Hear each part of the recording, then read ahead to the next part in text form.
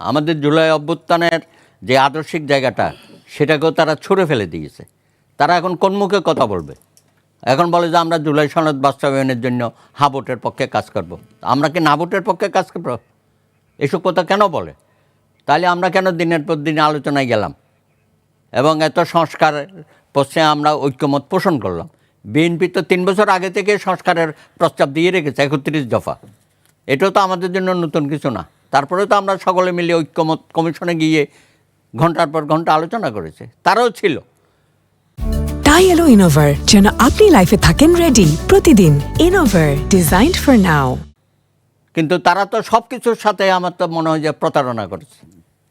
তারা যেসব উচ্চবাচ্য করেছিল সেখান থেকে তাদের তো অধপতন হয়েছে এবং এখনও বলেই যাচ্ছে তারা এই জোটের পক্ষে তারা নানানভাবে যুক্তি অযুক্তি কুযুক্তি এগুলো তুলে ধরছে, কিন্তু নিজের দলের মধ্যে দেখেন কী অবস্থা।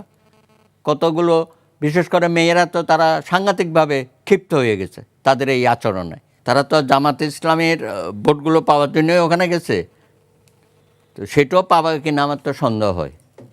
মানুষ তো অনেক আশা করে।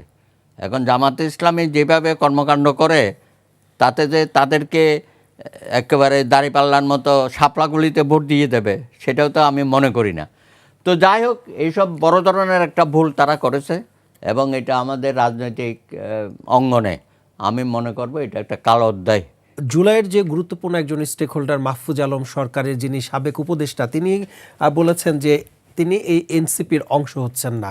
এই এনসিপি বলেছে মানে গতকাল থেকে যে এনসিপি শুরু হয়েছে, আগে তো ওইভাবে মুখ খুলে নাই।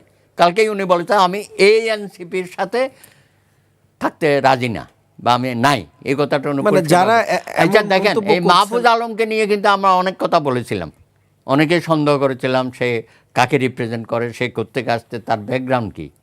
কিন্তু আজকে তো দেখা গেল মুখোশ পরে যারা ছিল তাদের চেহারাটা উন্মোচিত হলো, আর সে তাকে নিয়ে আমরা যারা ভুল ভ্রান্তি করেছিলাম সে যাই হোক কালকের কথাই মনে হলো যে না, আমরা যেটা সন্দেহ করেছিলাম সে জায়গায় নাই।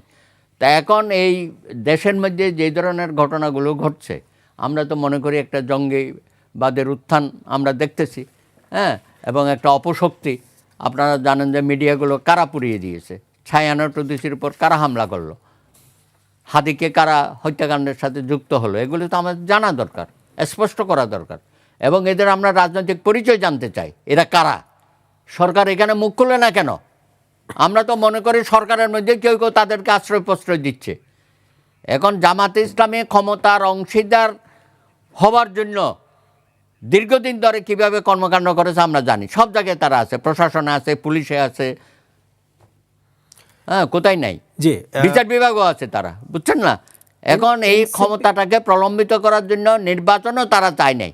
কেন ফেব্রুয়ারির 12-তে নির্বাচন হবে এটা নিয়ে তারা অনেক গোসা, হ্যাঁ, যে তারেক রহমানের সাথে বৈঠক করে উনি ফেব্রুয়ারিতে নির্বাচন সুনির্দিষ্টভাবে বলেছেন। এবং এটা যে জামাত ইসলামের জন্য ভালো হইলো এমন না, হ্যাঁ, বরঞ্চ এনসিপির এই ইউটার্ন নিয়ে যে তাদের সাথে গেল তাতে জামাত ইসলামের অনেক ক্ষতি হবে।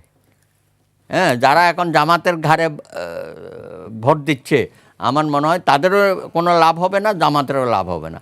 আমি মনে করি এখন পুরা শক্তিটাই একটা অশুভ শক্তি হিসাবে জনগণের সামনে প্রতিভাত হবে।